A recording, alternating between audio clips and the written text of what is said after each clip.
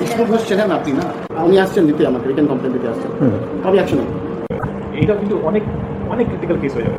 এইটাও কিন্তু অনেক অনেক ক্রিটিক্যাল কেস হয়ে যাবে। যদি এই ব্যবসায়টা কোনো কারণে চলে যায়, যদি কোনো কারণে চলে যায়, you will be held accountable.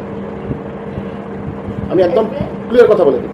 আমি জানি না স্যার, যদি উনি উইথড্র করেন সেইং দ্যাট আপনার এই ফলানা স্টাফ জন্য আমি উইথড্র করছি account, you will be held responsible for the loss in business.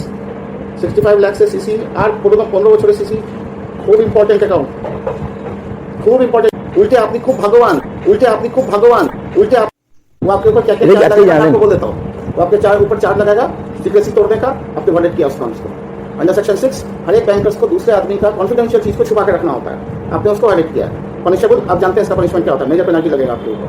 दूसरा, किसी का सेल्फ रेस्पेक्ट को आप इस तरह से तोड़े। देखो ना, एक्चुअली ये आदमी बहुत अच्छा है, इसलिए आप अभी तक यहाँ शांति से बैठे हैं।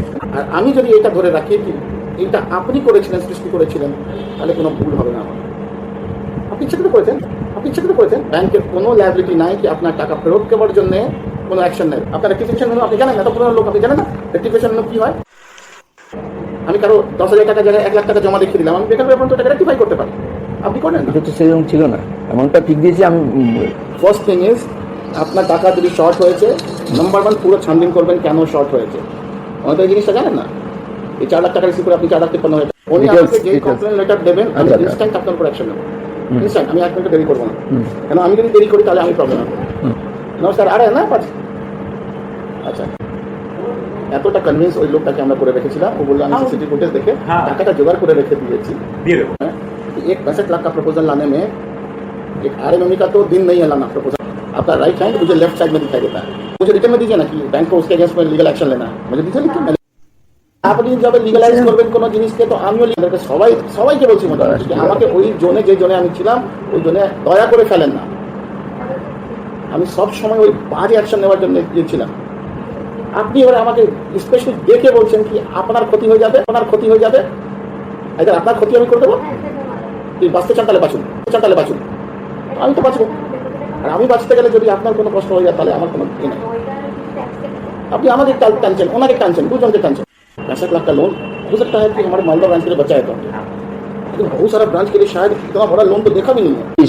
কিন্তু এখনই যদি না বলি তাহলে আর বিপদ যেটা ঘটেছে আর বেশি বিপদ ঘটে যাবে।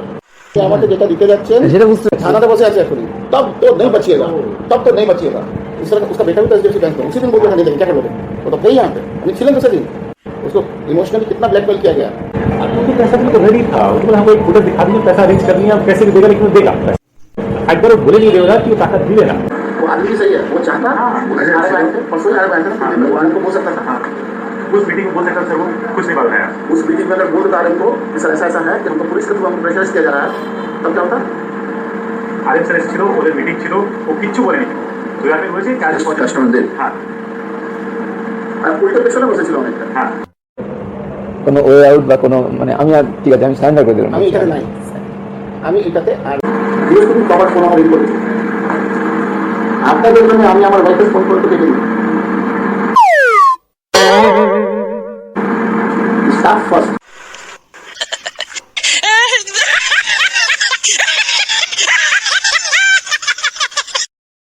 স্টেট ব্যাংক চোর, স্টেট ব্যাংক চোর, স্টেট ব্যাংক বিশ্বাসঘাতক, স্টেট ব্যাংক বিশ্বাসঘাতক, স্টেট ব্যাংক প্রতারক, স্টেট ব্যাংক প্রতারক।